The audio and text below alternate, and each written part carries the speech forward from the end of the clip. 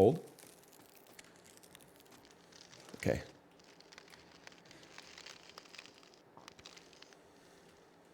And do it again. But Kate was pretty good at Magic for sure. She would routinely like 3-1 on Friday Night Magic.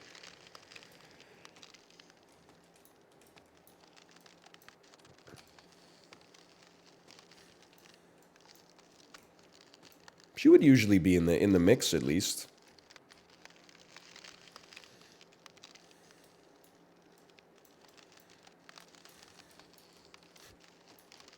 Hold, hold. What format did you play? You can't beat me, Magic nerds, because I know your tricks, okay? I know you're lying. Because I'm going to say standard, and then you're going to say, well, that's your problem. And then I'm going to say, well, what should I be playing? Oh, Modern's a better competitive format. Yeah, and it's got better players who've been playing for 3 decades.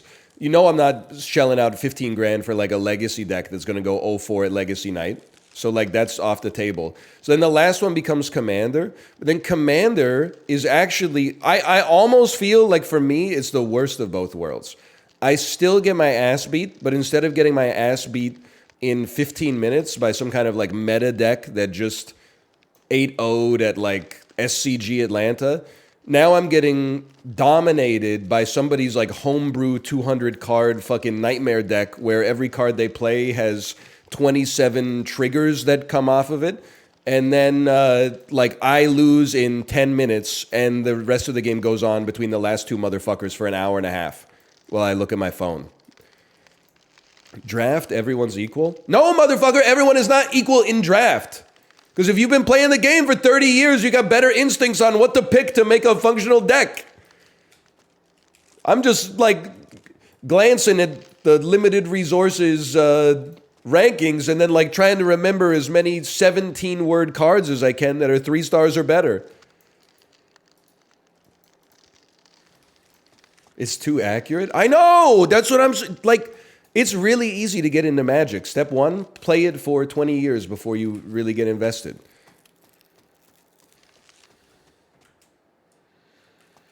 That's why, honestly, like, just give me Monopoly, bro.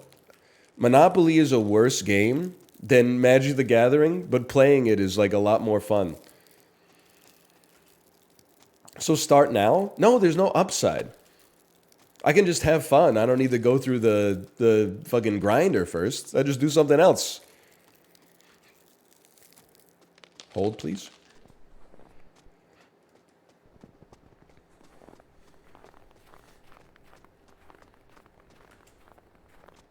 You don't need to hold. You could just slow down 10 times.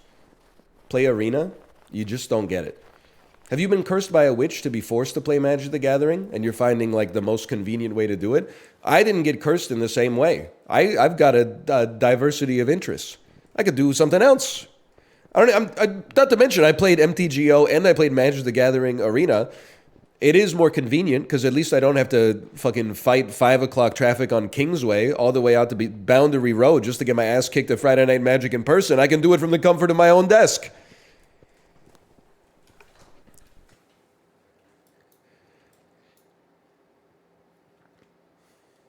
Hold. Hold. Stop going to Magic Stronghold. I went to other Magic stores. They all beat my ass too, man. The environment was a little bit better. I'm not knocking Stronghold. You know, I think it's cool that there's like a local game store that's cultivated a community. Is a little bit more hardcore than I wanted. But then I go to the Connection. The Connection is where I pulled the full art foil in the Battle for Zendikar draft and it started a fucking... It was like people poring over the Zapruder film trying to figure out who grabbed the full art forest in the pack instead of drafting the 1 white mana common. Like, it was crazy. And then there's the one in... What's the one in Tinseltown? It's called like... Maybe it's called Rain City Games or something like that. Rain City Games. Very, very pleasant environment to get my ass beat 1-3 in Friday Night Magic and then go to the scariest public bathroom. Wow, realistically, maybe like the 3rd scariest public bathroom I've been in Vancouver. Hold. Hold.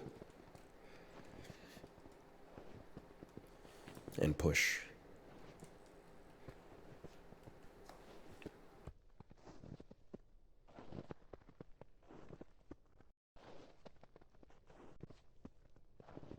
Sorry, I'm back. What's number one? Me personally, craziest public bathroom I've ever used in Vancouver, British Columbia. Outside of the Pacific Central Station, the Via Rail train station, basically at the border between East Van and, I don't know, you wouldn't really call it West Van, but basically on like the East Van delineation, there is a public bathroom pod where you like press a green button and a Star Trek door opens. And then I think the kind of impetus of it is that you have like, 5 minutes in the bathroom with the blue lights on, and then the door just forcefully opens up to try to disincentivize people from like doing drugs in it and passing out. I had to pee so bad that like I knew what I was getting into when I walked into this bathroom, but like it was either that or piss my pants. So I said, I'm not pissing my pants in public today. I'm gonna go into the bathroom, and it was everything I thought it could be and more.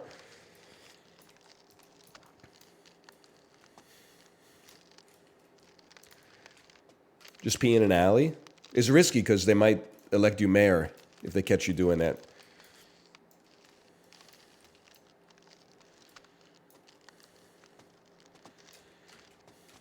And also many times that area also used to be like before weed was legalized, and also weirdly a little after weed was legalized. It was like an open air pot market where like the weirdest middle-aged men you'd ever seen in your entire life would like sell dabs to high school kids.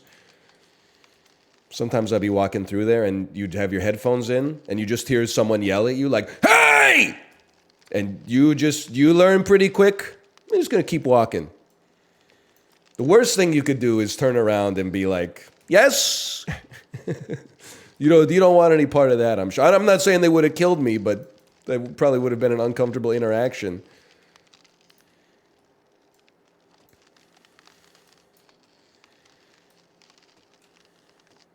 Anyway. So.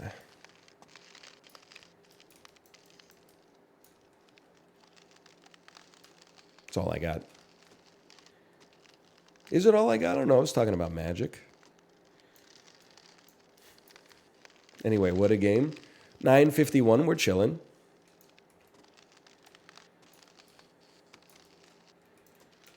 I glanced! Hold. One time on Yonge Street in Toronto, I gave a homeless guy $2. He put his thumb on my forehead and said, "I can see the moment of your death." Dude, I gotta pause for this because I'm not locked in. One time, so me, Malv, and a bunch of our other friends were hanging out in Toronto, and we were just walking around, I don't even know where we were. We were heavily intoxicated. A homeless guy in a trench coat came up to us and said, "Do you guys want to buy some beer? They're $5 each." And it's the only time it's ever happened in my life. He opened up his trench coat like cartoon style, and it was like Lakeport honeys as far as the eye could see. Like the dude had the stereotypical like drug coat. And we were like, obviously every instinct in our body is like, don't do this. But we were also like 21 and like, this will be a good story. So yeah, we bought, I don't know, probably like 4 or 5 beers off of the guy, heavily marked up, which is fine because you stole them anyway. Malv bought one too. And then the dude was like, "Hey, do you mind if I take a sip of that?" And Malf was like, "Sure, brother, no problem." I swear to you, the dude chugged the whole fucking can, like, right in front of his face and then walked away. Which at the end of the day is fine. It makes for an even better story. They're like, that's $5 well spent, but... Oh, man. That's good stuff. Okay, well, I told you I wasn't locked in. I warned you.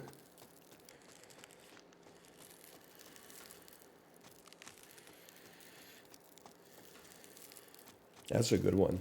Forgot about that one. Pre-COVID. Well, we probably shouldn't have been doing it anyway, but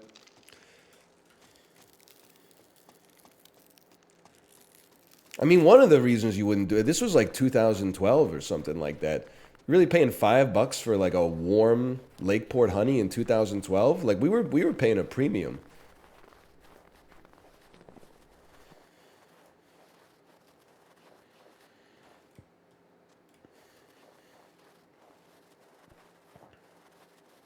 What?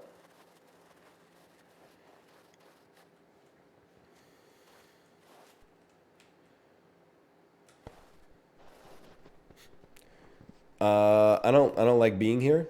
Oh, I thought it was gonna get a little bit deflectoed. Ah!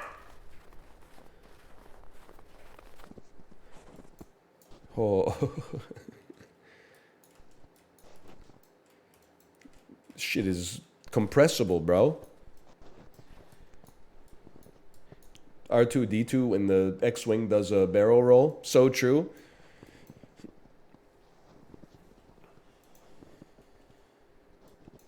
I'm gonna slow mode it, man. Maybe not. Maybe hit shift every time you glance. So anyway, that's Ontario. Or I don't know, an Ontario that doesn't exist anymore. For better and for worse.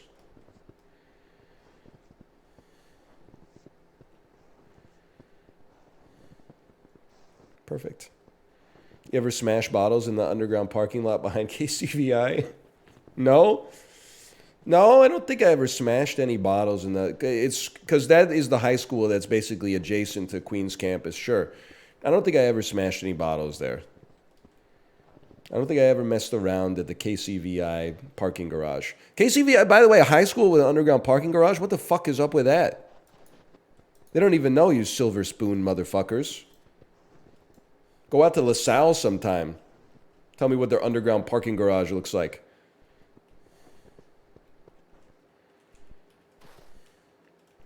KCVI is closed now? No shot. It's the best school in the city. How do you close the school?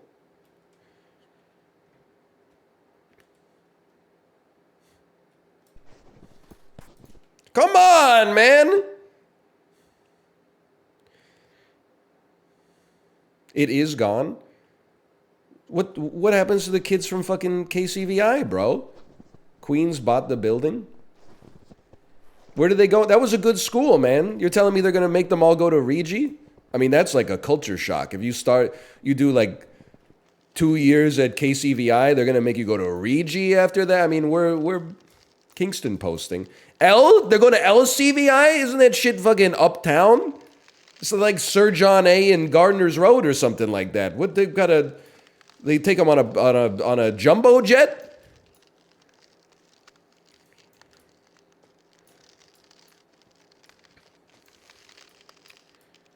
It's been a while. Kingston.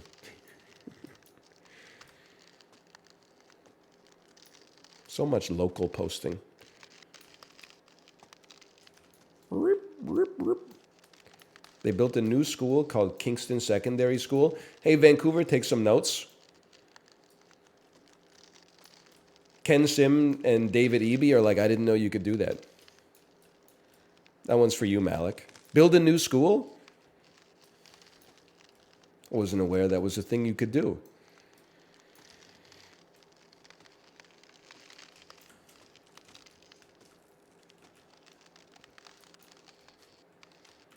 Hold. Okay, then go.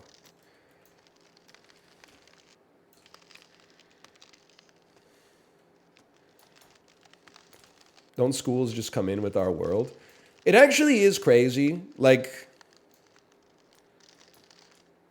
being born after some shit is built goes, like, really hard. Can you imagine being born, like, before the first school came into existence? You'd probably be pissed off seeing that first motherfucker get built, bro. Same thing, like, listen, you can idealize elements of life in the past, but being born, like, before the interstate program kicked off in the United States must have been, like, a big shock. You're like, yeah, I'm going on a road trip. I'm going from New York to New Jersey. How long's that drive? I don't know, like 10 hours. Like nowadays, they built literally like a concrete straight line between every place that people live in the entire country. How do you get there? You just fucking take the line.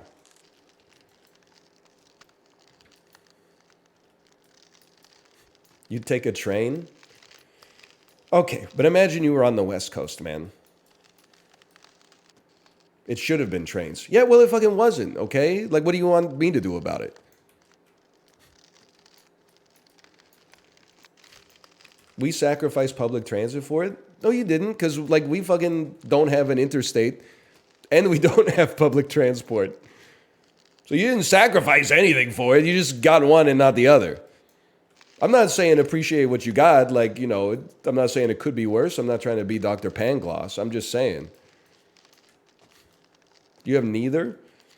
I mean, we have the Trans-Canada Highway, which is convenient because it's like almost everybody in Canada basically lives on a straight line about 30 kilometers north of the U.S. border. We do have like Via Rail, but it's just like rail transport in Canada is like kind of a cursed gamble unless you're maybe in like the Golden Horseshoe in Ontario. Because like, I mean, I don't want, you could fly from Vancouver to Calgary in like an hour and a half or something. I don't want to take a day and a half on the train to get there. That's crazy.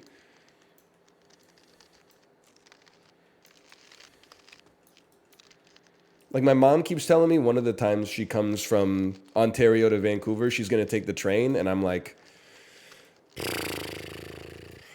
you can if you want, but it's like, it's 6 or 8 days or something like that. And like, I don't think you could bring all your luggage. Like you could probably bring like one suitcase.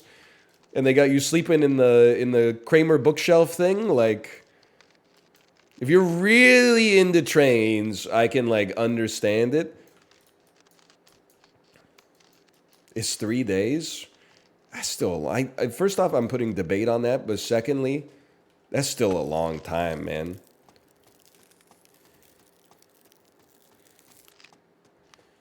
To be on one train. Plus, I was just going to say, doesn't it take like 2 days just to get out of Ontario? I think Kate watched a video once that was like Montreal or Toronto to Vancouver. And it was like day 3. They were in like Moose Factory or something like that, or Thunder Bay or Sudbury. And I was like, you're not even out of Ontario yet? Fucking get the let out, bro.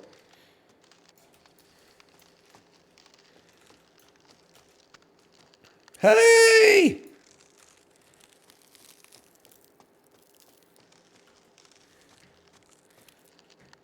I've watched multiple videos on it. This is why I'm like TikTok daughter over YouTube son, man. Some of the videos I see on, I'm just like, I think that the videos I get the least, and I'm really not trying to yuck anybody's yum necessarily. It's just my opinion. The videos I don't get is like unremarkable travel videos from people that are not like exploring like an unusual part of the world. They're just like, we have 800,000 subscribers and like here was our day at Universal Studios. And they're like, yeah, so you know, as soon as we get to Universal Studios, we gotta get the popcorn. And then they're like filming themselves eating popcorn and they're like, how's the popcorn? It's so good. And I'm like, YouTube's not too full of these yet. Like, people are still like, yo, new Universal Studios video just dropped. Hey, we're gonna get on the Back to the Future ride. Whoa, that was fun. Like the world's shittiest video of the Back to the Future ride before the usher told them to turn the camera off. It's just, for me personally, I'm not a that kind of travel vlog. I don't really vibe with. Yeah, the family vlogs are probably like a little bit worse, admittedly. Because there's like I don't know. I find like an ethical problem with it as well, because like your kid can't like consent to have their private moments milled for content and ad revenue for strangers, but like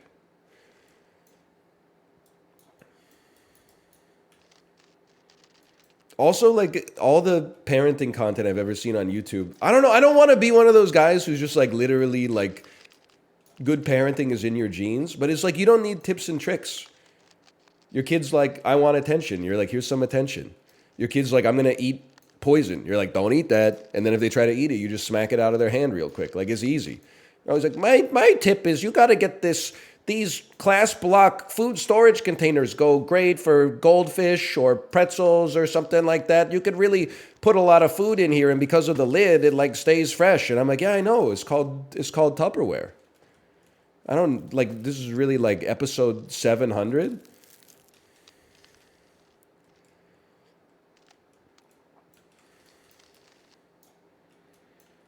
What about when they don't want to nap, but they're too tired to stay awake? There's no tip and trick. You literally just tank the damage. I'm sorry to say. A lot. I don't want to, make anybody more scared about parenting than they probably already are. But like a lot of parenting is you just tank the damage.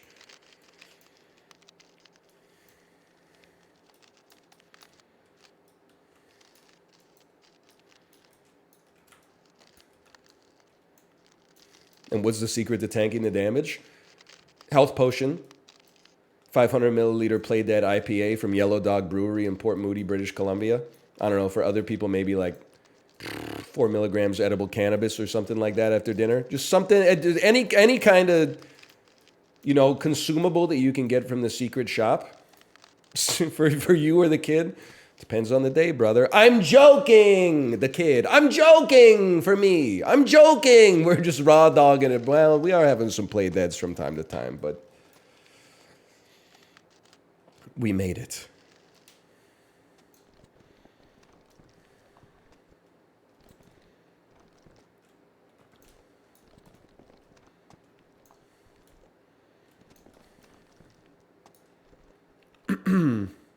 I mean, dads do be rubbing whiskey on their kids' teeth when they come home from work. No, they don't. They did back in the day. And like, again, when I was like 23, I was like, that's crazy. Now that I've got a kid, I'm like, I can see why they would do that.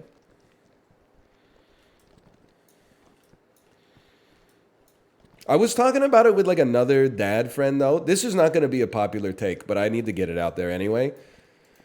And he was complaining. He's not like he's not an influencer like me, but he still has some trenchant observations about life, proving that you can be a normal person and still have a rich internal monologue, I think, which naively and perhaps narcissistically I wasn't sure.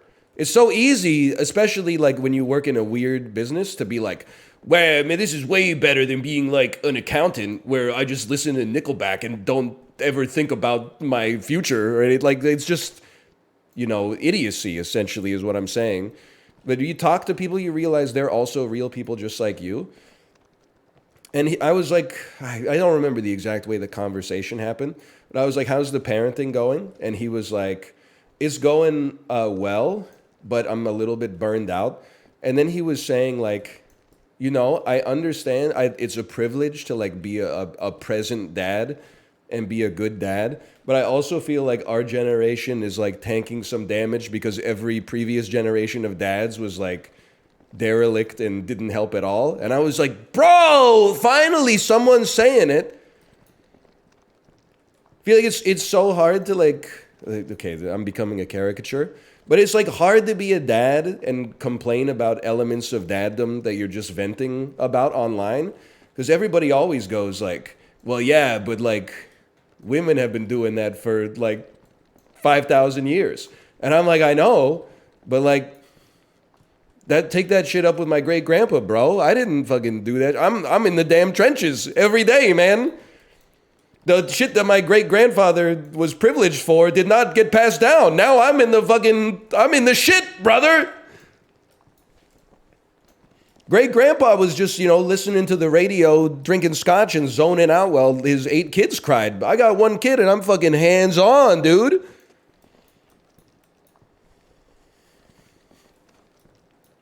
The dads that you've been hanging with.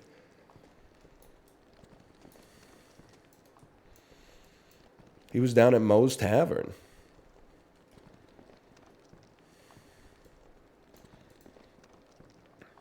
Did your granddad fight in World War I?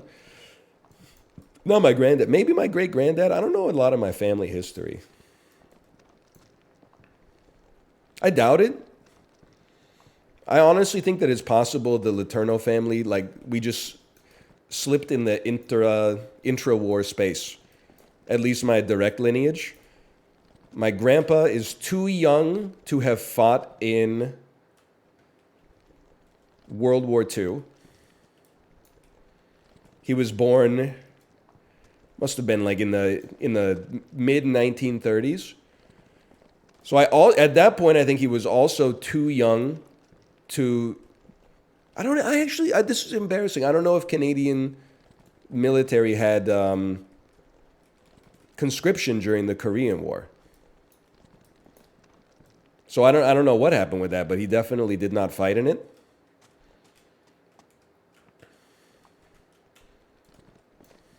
And I mean, that's about it. My dad did not fight in Desert Storm.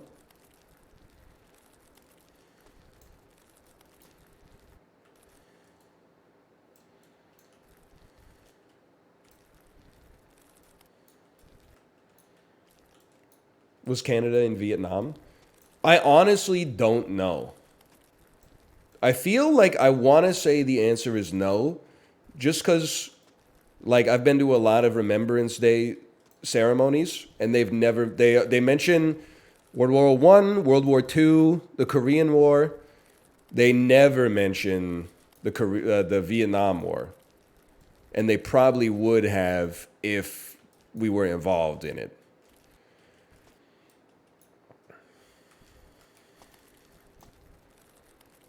Hold.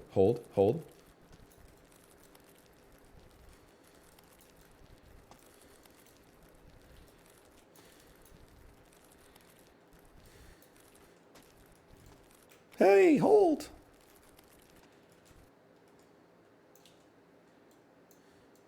Some Canadians went to the US to go to Vietnam. I actually saw an interview on the news of the exact opposite. It was a dude who lived in like northern British Columbia. And they were interviewing him because he cut down like all the trees behind his house last summer. Yeah, good idea. Really good idea there. Because he was worried about wildfires. And then literally that summer, the forest burned. And his house was saved just because he cut down all the trees. And he was like, I didn't want to cut down the trees. Like, I'm an environmentalist, but at the same time, I didn't want my house to burn down. Like, what are the odds that it happened right away? And they were like, how long have you lived here? And he was like, I draft dodged the Vietnam War in like 1968 and moved here and bought this house, and I've lived here ever since. And I was like, holy shit, he's the most based man in history. Dude literally said, nah, I'd rather be Canadian. Almost 60 years ago, lived in the same damn house the whole time, saved his own house from being burned in a forest fire.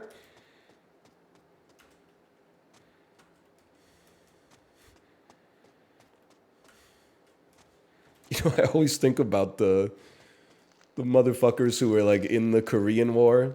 They're like, there's only a few examples, but there's like 3 American soldiers who defected from America to North Korea during the Korean War, and I'm always like, man, I wonder. It's just an interesting story, right? To imagine like the range of emotions, the litany of feelings you would go through over like the next 4 or 5 decades of your life. Bro, why? I mean, it was like, I don't want to say it was 50-50 at the time, but like, you know, I guess in a way I have sympathy because they're probably like, I don't want to be here in the first place and I don't want to fight. So like if I defect, at least I can be the American guy that they parade on TV that is like, America sucks, North Korea's better. Like that's a cushier job than like fucking once more into the breach, right? So I can at least understand the incentive in a way. But then, like, you know, even for like a couple years, they were probably like, yo, fucking back home, they're eating fried bologna. I'm eating bibimbap. This is amazing. But then, like, the 1990s rolled around or something like that, they were like, oh, fuck. Oh, shit, man. I fucked up. I don't know. Maybe they were happy. Ice soup. I'm not I'm not laughing at the I'm laughing at the reference to ice soup, okay? I'm not laughing at the hypothetical of someone having to eat ice soup to survive.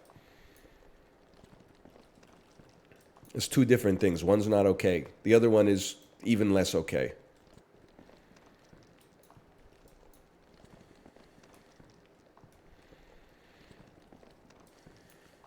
Does the ice soup come with sides?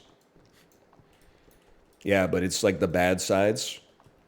Seasonal vegetables, green beans, creamed spinach.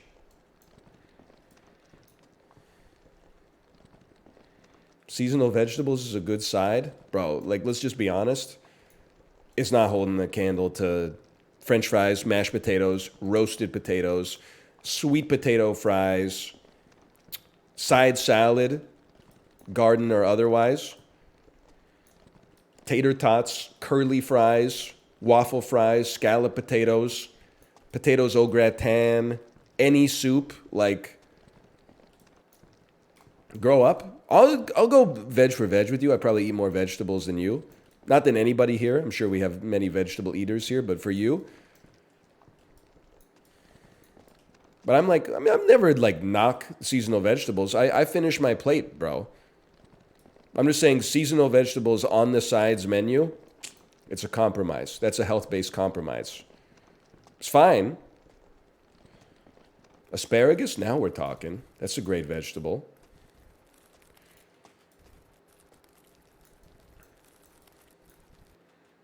Green beans, though? Nah, man. I mean, we're talking about haricot vert. It's okay. I'll eat them. If they give them to me, I'll eat them.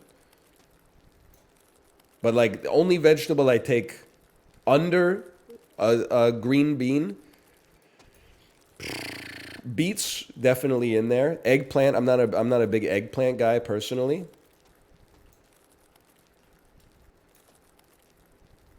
Raw onions, depends on the context. Plain corn. I'm okay with corn, but it wouldn't be my first choice. First choice of vegetable, pack one, pick one, ignoring potatoes, because otherwise it's not fair. I mean, potatoes are number one. It's like, if we're talking about greatest of all time in the world of basketball, you got to take David Robinson out of the conversation. Otherwise, we got to start by saying David Robinson, of course. Then after that, probably Shaq. Number 3, LeBron. I would say Scottie Pippen, number 5. Maybe Jordan sneaks in number 6. Klay Thompson, number 7. Shawn Mendes, number 8. Aaron Carter, number 9. Sorry, I slipped into a different list.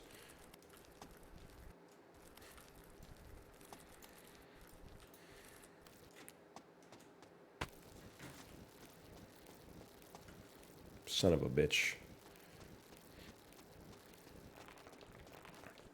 10:17, huh? Thoughts on raw garlic? I'm very for it. What's your shack of vegetables? Brussels sprouts?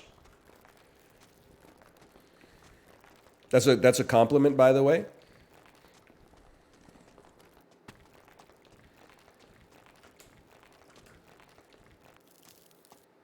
That's not going to hold. It's got too much momentum, man. 30 meters a second. That might hold for a second.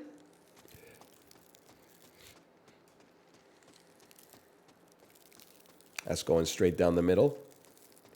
Brussels sprout, number 1 vegetable we were lied to as kids. I think why I would plus 2 that without a doubt. And I would add in a couple of addendums. This is not a vegetable, but a class of vegetables. I feel like the salad game has also gone, in the last 20 years, has gotten so much better.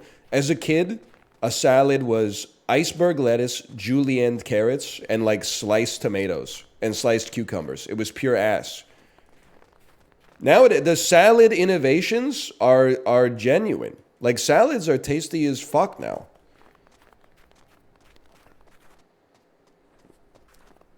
Oh my, look at, they got fucking treads on this thing, bro. This guy's wearing cleats. No!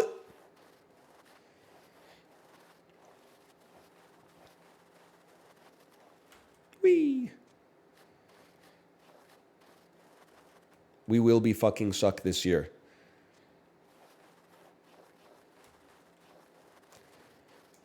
It's not, it's going straight over the moguls, bro.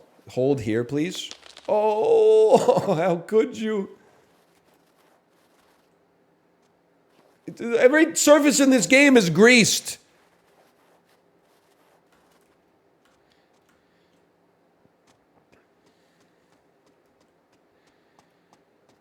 I really wish my parents made me eat vegetables in stir fry. Honestly, as a kid or even as a young adult, I would have like plus two'd you. But now having a toddler, I'm like, you got to take some like agency for your own life. No disrespect. Like my kid's 3.5. I can't like force her to do anything. There's no mechanism in the parenting handbook to force a child to do anything. That's like at least socially acceptable. What am I, like, she doesn't even have, like, possessions that I can take away. When they're a teenager, at least I could be like, you know, like, I'm taking your phone away or something like that. But a 3-year-old, I got nothing, bro. What am I supposed to do?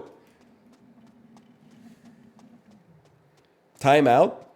You could put her in timeout. She's still not going to eat the vegetables, man. So I'm like, here's the thing. Here's my philosophy, okay? Sometimes, and my philosophy on parenting has changed a little bit over the years, the 3.5 years, and we're really going all the way down to the bottom, huh? I'm not making this metaphor, just to be weird or gross. I just think that it's fitting. When people talk about like I'm circumcised, I'm not shy about that. People are always like, if they're pro-circumcision, they're like, yeah, make sure you get it done when they're young, because then they won't remember it. When I was 12, I was like, that makes a lot of sense.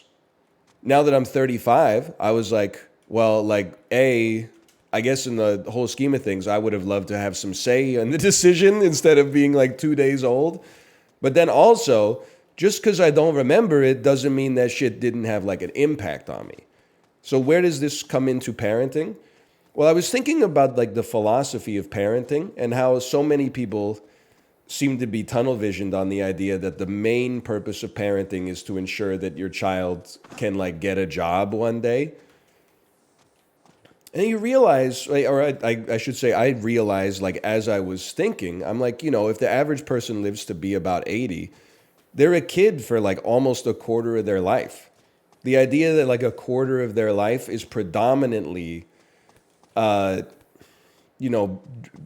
training to be able to like have the habits that enable successful like existence in the adult world, but also like following instructions from your boss.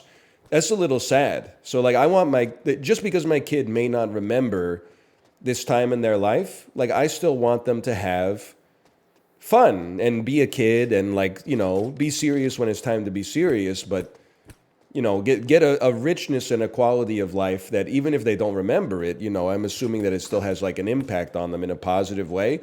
But the catch for that is that if I'm giving you a good life when you're 3, you also got to start taking some responsibility for your actions. I don't want to hear my daughter, age 25, be like, oh, why did you let me get away with like only eating spaghetti when I was a toddler? It's because we fucking gave you other shit and you cried and fucking threw it on the floor and then wouldn't eat it. And we're like, well, we have to choose between like starvation or like just we got spaghetti in the fridge anyway. Might as well just warm it up. Like we got shit to do too, man.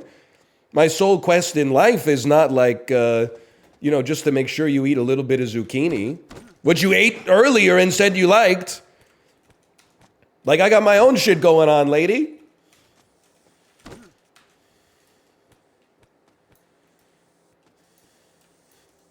Okay, hold. I was doing Thriller.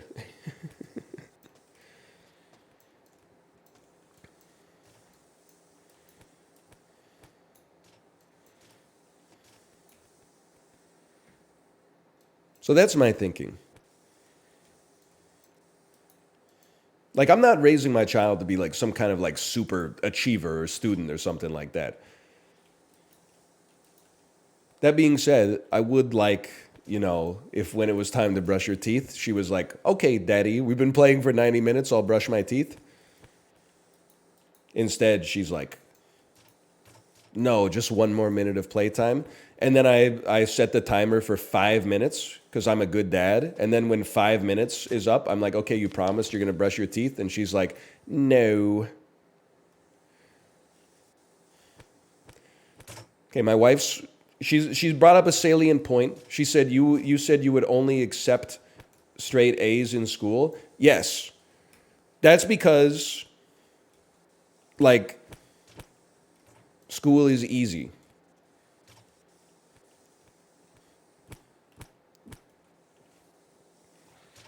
And you only need to get over an 80 to get an A in Canada. And by the way, I will accept some things that are not A's. I don't really care if she gets a B or a C in physical education. I feel like that one's kind of like a dartboard.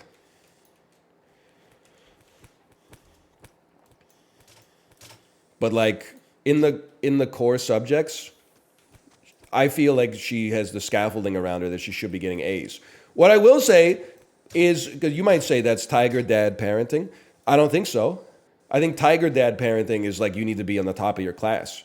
I don't really care if she's on the top of her class as long as she's getting straight A's. There's probably going to be some fucking super soldiers in her class that are getting like 105% in every class and in like 17 clubs because they want to go to Stanford or something like that. I don't really give a shit if she goes to Stanford. But I'm like, if she's in school for like 8 hours a day, she should put enough of an effort into it to get straight A's, which is not that much effort. You mostly just got to sit down.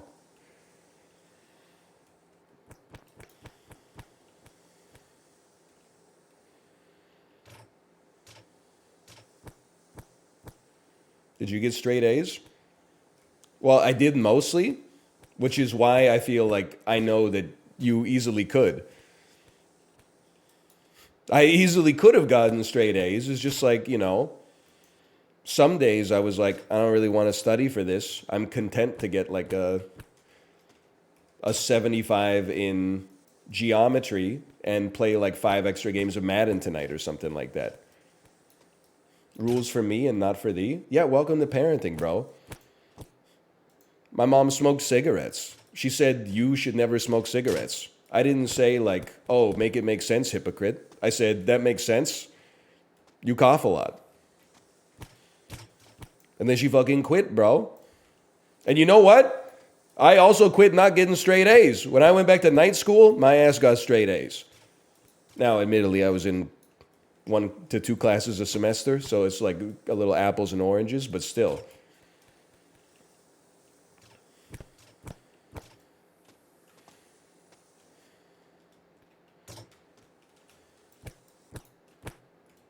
Not a false equivalence. It's a fucking metaphor, bro. If it was a real equivalence, what am I supposed to say? Like, my mom also didn't get straight A's and she told me to get straight A's? Like, that's all analogies are false equivalences, Ben Shapiro. It came for free with your fucking simile.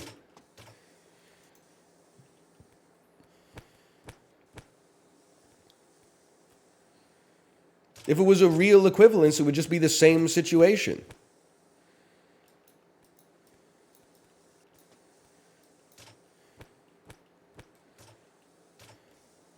Do grades matter? I honestly don't care. Listen, if she comes home with like a B plus, what do I care? It's not a big deal. If she comes home with like 5 fucking C's in the 8th grade, yeah, we're gonna have a conversation. Like, no disrespect. You learned to read when you were 3, and you've got a C in 9th grade English. Like, it just doesn't compute. You gotta, like, fucking act right. Be serious. It doesn't make... You got the tools in your brain. C's get degrees. Not in middle school. Excuse me, some lung butter. In med school, sure, man. Hey. Hey. Save me, Scarecrow. Did you ever consider that school kind of sucks? No, tell me more, fucking 16-year-old, about how school sucks. I went through it when you were fucking zygotic. We don't do that here. She's going to put the system on trial because she's like lazy and 11 years old? No, it's not going to fly in my house. It's intellectually dishonest.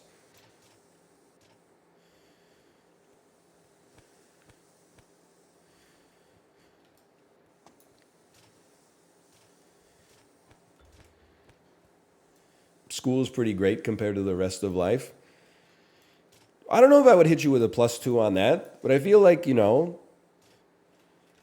can be. I mean, especially like,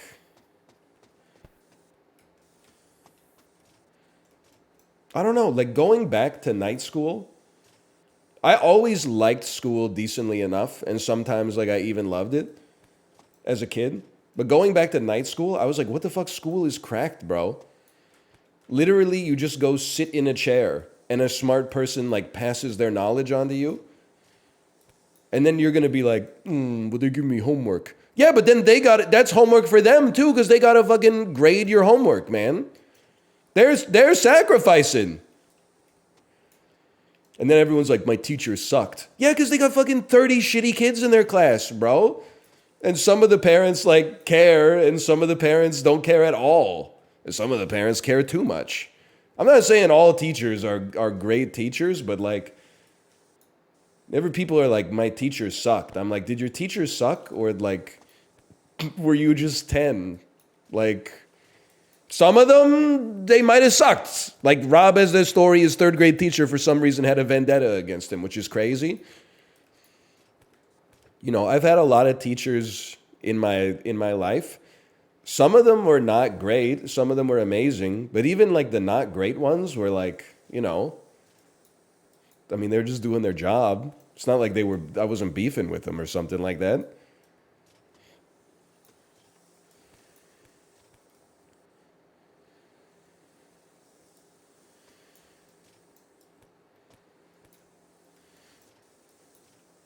My 8th grade teacher told me I'd never make it in life and I'd be flipping burgers. With all due respect, like, okay, they shouldn't have said that, but that's one data point in like a long school year. And it's possible that like you fucking deserve to hear that in that moment. It's not nice to say to a child, like you're not going to enjoy your life if you keep behaving like this. But after like 4 months of you cutting up in class and like not doing the shit that they asked you to do, maybe they got a little frustrated and were like, this is my last chance to motivate this person to give them a chance. So how'd you do in high school? Sounds like you were goofing off a little bit in the 8th grade. How'd you do in high school? Did you establish good study habits in high school? Led you to a decent 4-year college? You got a computer science degree? Got an internship working at a startup in the Bay Area? Got equity in it? Now you're fucking driving your Tesla Model S down Sepulveda Boulevard talking about how much you hate your 8th grade teacher even though they saved your life?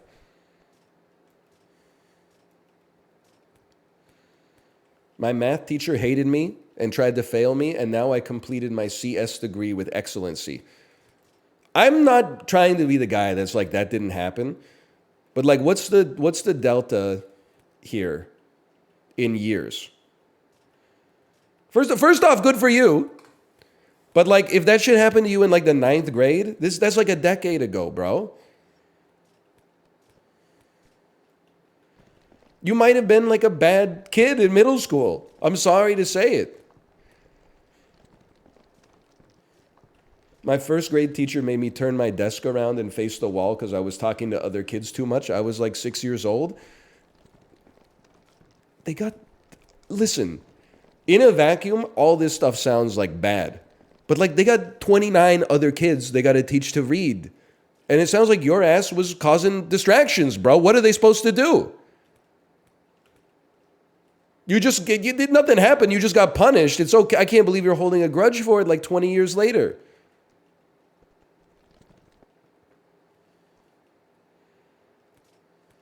He was 6, and he was causing a distraction in class. You didn't hit him with a ruler or something like that.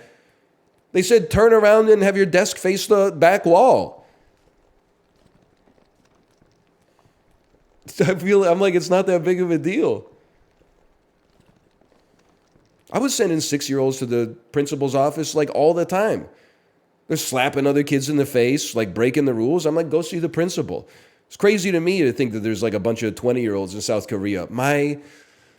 Not really my teacher, but my after-school 40-minute native English-speaking daycare provider sent me to the principal's office for physically abusing another child. I was just a fucking kid, man.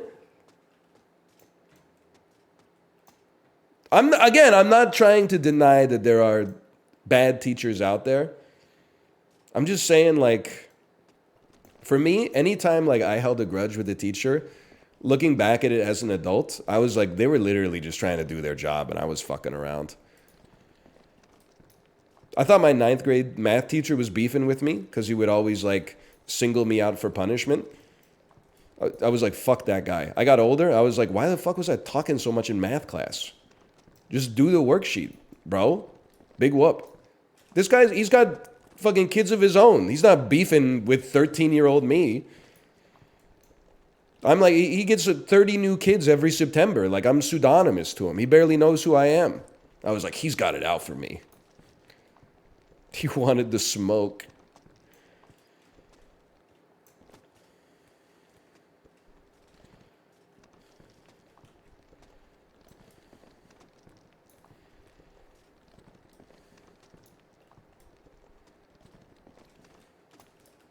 Again, there are bad teachers, but I feel like most of your teachers are not bad. It's just too, like, nobody's yet told me a convincing story. Okay, librarian did say that their Chinese teacher used to throw erasers at them. That's probably not okay, and maybe what I'm about to say is not okay, but you should be able to throw, like, things that don't hurt much at a child if they're constantly causing problems in class. Like a Nerf ball or something like that. Obviously not like a billiard ball, something that could do some real damage, but you should be able to, or make like a loud sound or something. You should be able to like smack a yardstick on your desk or something like that.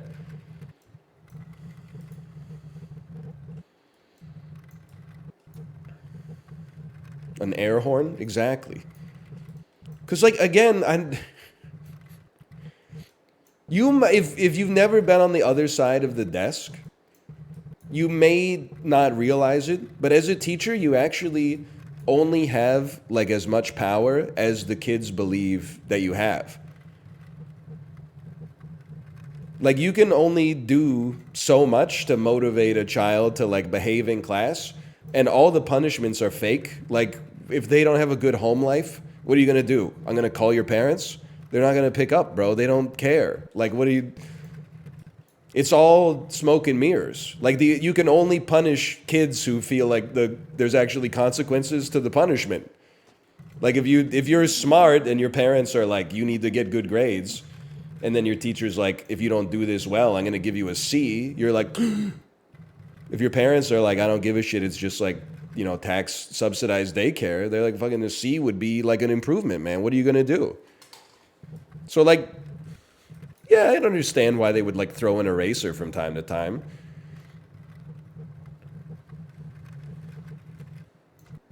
It's frustrating, bro.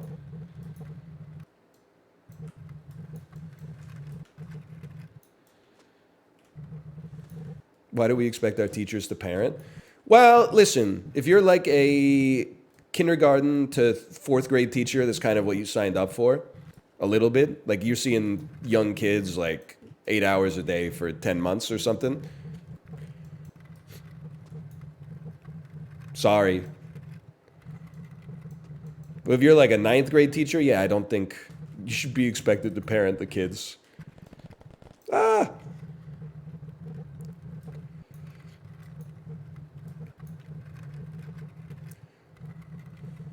A Another teacher made us take wheelbarrows onto the futsal fields as punishment. What does that even mean? I'm 2 oceans away from knowing what that means. What'd you have to do with the wheelbarrows? Honestly, I don't even want to be this guy, but like half of these stories honestly seem like someone did something wrong and then the teacher did a punishment that they were like is pretty mild in the whole scheme of things. But like you've held a grudge over it because you didn't want to do it. Like you didn't. Okay, wheelbarrows is a physical exercise. Is that where they hold your feet and then you plank?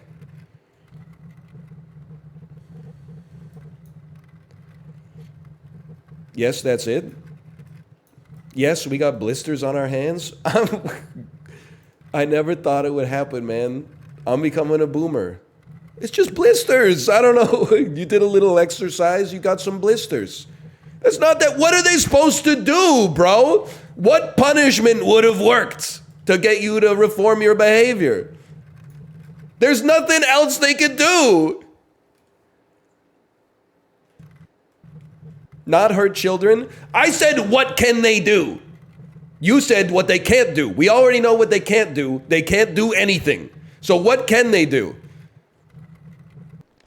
They should have politely explained with facts and logic to the little kid whose brain is 2% developed why they should be quiet. What are you talking about?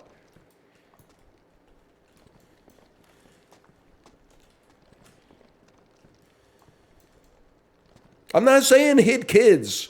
I am saying, like, as a teacher, yeah, maybe you could, like, do the Korean thing where they have to go up against the wall and then squat with their back against the wall until their legs start to shake.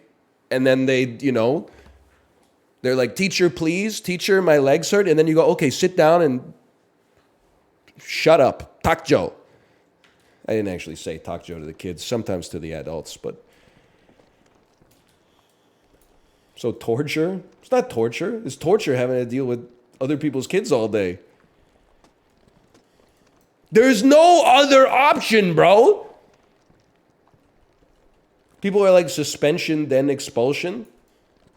We're going to fucking expel a first grader from my for-profit educational institution. Well, what did they do? Did they like fucking bring a gun to school? Nah, they were like talking too much. And then I told them to stop, and then they didn't stop, so we have to kick them out of the school. Sorry. They'd be like, why didn't you just make them do some wall sits? I'm like, thank you!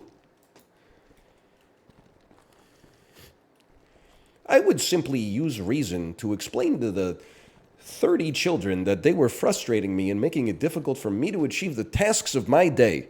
And then I would say, hey, if you guys want to have snack time, the only way we can have snack time is if you let me get through this lesson. And then they would, because they're all rational people, they would go, okay, teacher, I was cutting up because I thought that was a good idea, but now I see that it's a bad idea. Let's all sit down and focus.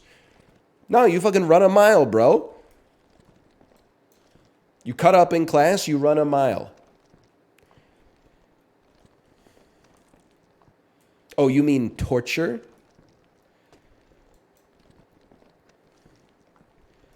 I'm telling you, the teachers, they're running out of options to actually like punish kids. You can't hit them. And you shouldn't hit them. That's obvious. All they learn is that like if you're mad, you should hit things. That's idiocy. You should definitely be able to fucking blast an air horn or something. If we ever get to the point where it's like the teacher gave me PTSD by smashing a meter stick on the teacher's desk and it made like a loud noise, we might as well just be having the kids teach the class themselves at that point. r/teachers has welcomed you back. They should never have banished me, but I understand that it was shit that was taken out of context that looked like I was bashing teachers. I wasn't bashing teachers. I have great respect for the educators of the world. I was briefly one myself.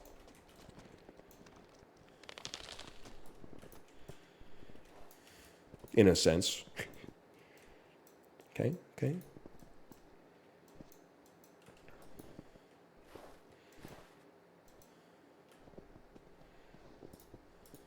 He's an actual boomer. Maybe I'm an actual boomer. Maybe when you have a kid, you could just homeschool them, aka 10 hours of like League of Legends plus the iPad every day.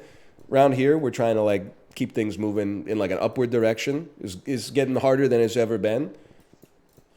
I consider myself, my wife, my daughter's teachers and her activity leaders. I consider us members of a team that are trying to create a happy, healthy human being that can self-regulate their own emotions. That seems to be a big one.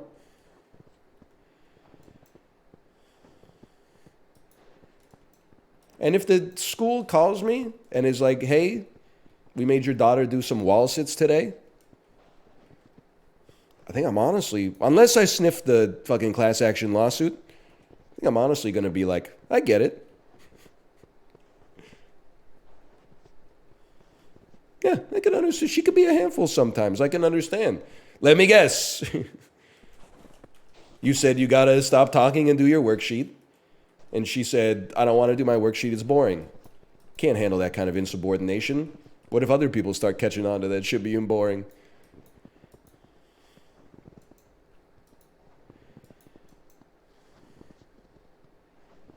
Hold.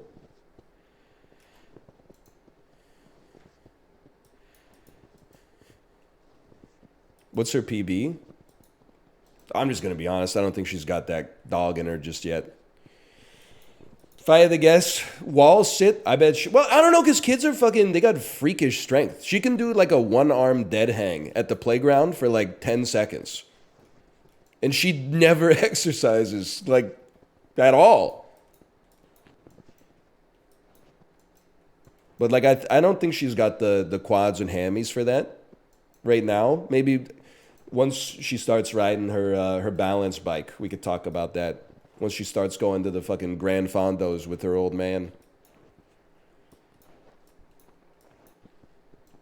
Yeah, it's a fucking volume, the surface area to volume ratio thing or something. I don't know. I wish I could be 14 pounds. Dude, for real. Me trying to explain to my wife while we watch Physical 100 season 2 that I'm like in better shape than the average person. After she's like, how many of those could you do? And I'm like, I don't know, fucking 0. She's like, you work out. I'm like, if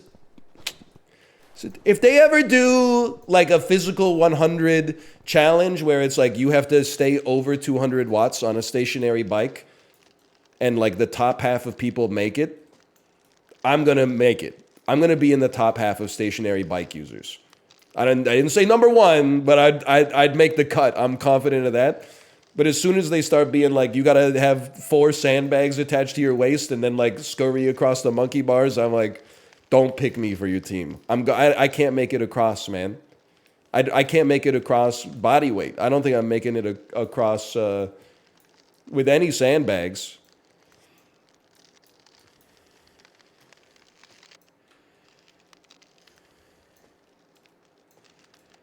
Most +2 I've ever gotten. Feels good, right, DL Guiga? Feels good.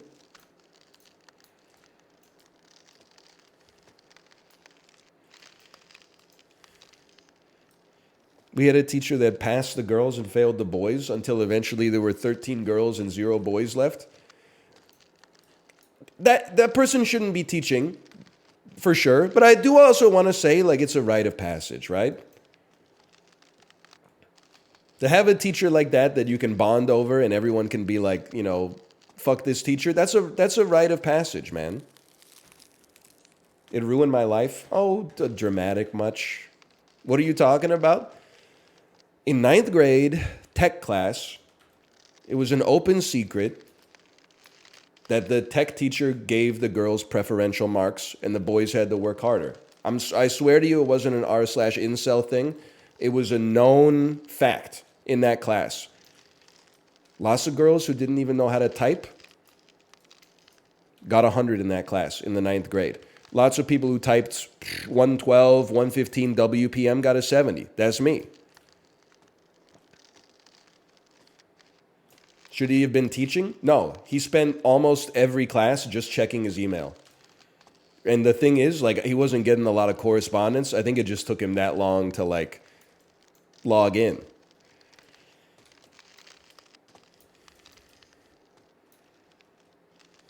Still holding the grudge? No, it's just a story now. Now you're like, I wonder what he's doing now. It is kind of sad, though. I don't say this to like dunk on him at all. It's just the passage of time. It is kind of like, 10 years after you graduate from high school, you're like, I wonder what that guy's doing now. But I graduated from high school like 18 years ago. Some of those teachers ain't with us anymore. And then eventually one day, I ain't going to be with you anymore. It's just dust in the wind, man.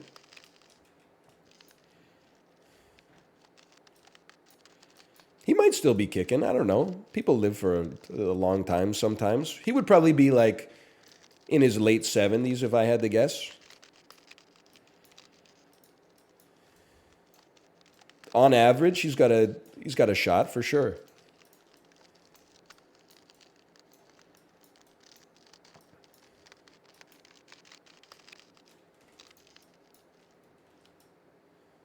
Hold.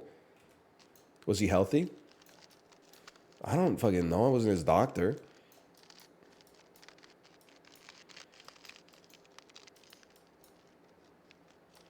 I was like 14 years old. Everybody over the age of 25 looked like old and decrepit to me.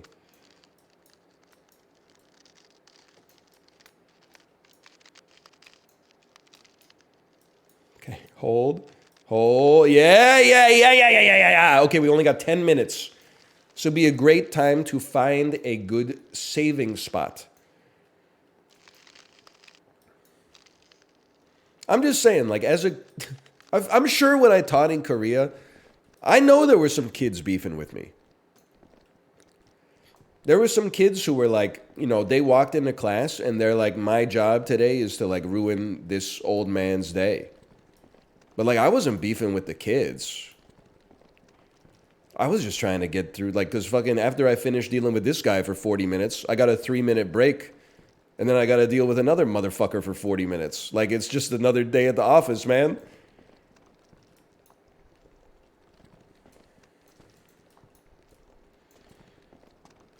Hold.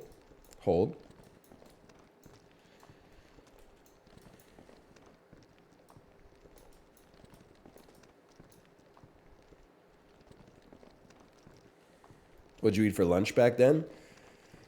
Dead ass, 100% of the time. Well, first, on your walk to work, you see if the mandu guy is there, if the food stall dude with the steamed mandu is there, because then you can get like 6 mandu for like 200 won, 12 mandu for like 400 won. You're like, I'm getting 12 mandu for lunch. But usually it wasn't there, especially in the summertime. So you just go around the corner to the kimbap Cheongguk, usually get like a kimchi kimbap duge juseyo. I don't know. Sometimes you get like, give me a fucking... I mean, there's a lot of options. You could get some, like, the worst tonkatsu you've ever had in your entire life that probably came straight out of the microwave. You could get a kimchi jjigae, but the problem is if you got a 40-minute lunch break, it takes like 90 minutes to cool down. So you got to pour like some ice water into it.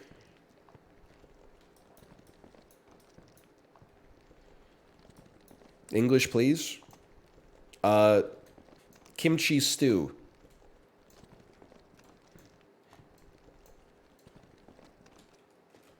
How about a sandwich? So it was a problem in 2011 to get good sandwiches in Korea because they didn't have what I would consider to be good bread, and they didn't have what I would consider to be good meat, and they also didn't have what I would consider to be good cheese. So it was really like they kind of went 0 for 3 on that. I'm sure that things have changed a little bit. They're probably better for it, like, because, I mean, the deli meat is not good for you.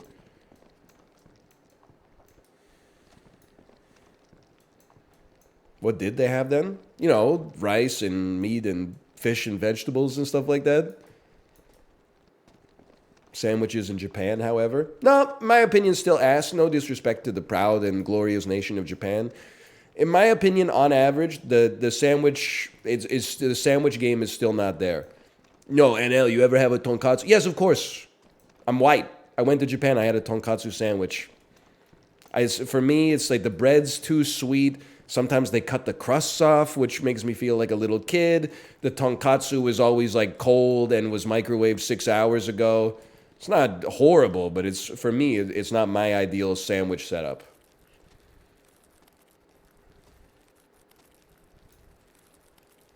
Egg salad, though, I'm just not that kind of motherfucker, to be honest with you. In you got to put some respect on North America from time to time. I know when you live here, it's easy to be like, everything sucks here.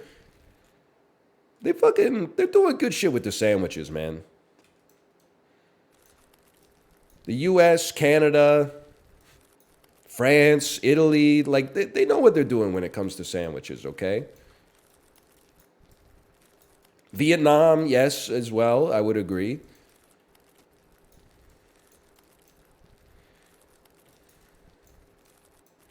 Don't sneak in Canada. We're making good sandwiches up here, bro. I mean, we're stealing them from other countries, but like, except for the P-meal bacon sandwich at the St. Lawrence Market. Hold on, push. No, not that one! Oh my God. Show me the free body diagram, Isaac Newton. Where is it? Where the fuck is it?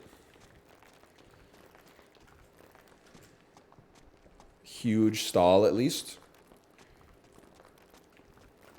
French food low-key sucks. It's actually like easily some of the most vaunted cuisine in the world. I think it's a crazy take. Bait used to be believable. It's just crazy, man. World-class cheeses, world-class wines, baked goods, soups and stews, the mother sauces, etc., etc. Yum, snails. That's literally, first off, that's one fucking food. And secondly, it's good.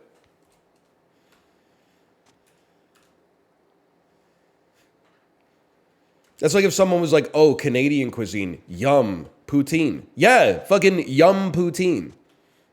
It's good, man. Also, it's like the only good element of Canadian cuisine. Well, Quebec has some slappers. And I'm not going to turn down a Nanaimo bar, but mostly, like, we don't have too much of our own stuff going on up here. Beaver tails, it's just fried batter. I'm not going to give the Beavertail Corporation that much credit. Don't y'all rule at donuts? Not really. I mean, we got some good donut places, but like the chains are pretty horrible. Why is he parkouring? Because I'm arguing with chat.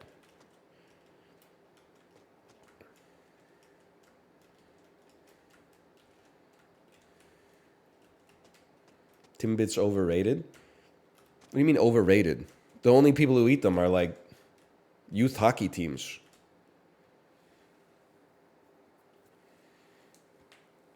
California rolls? True, I don't like them, but apparently we did invent them, although there's like 8 people that lay claim to inventing the California roll. And probably like 100 people that did invent it that are like, I didn't invent that shit. I didn't touch shit. I didn't invent the fucking California roll. We do good sushi here. Hawaiian pizza? True and based pilled? Okay. That's Sisyphus.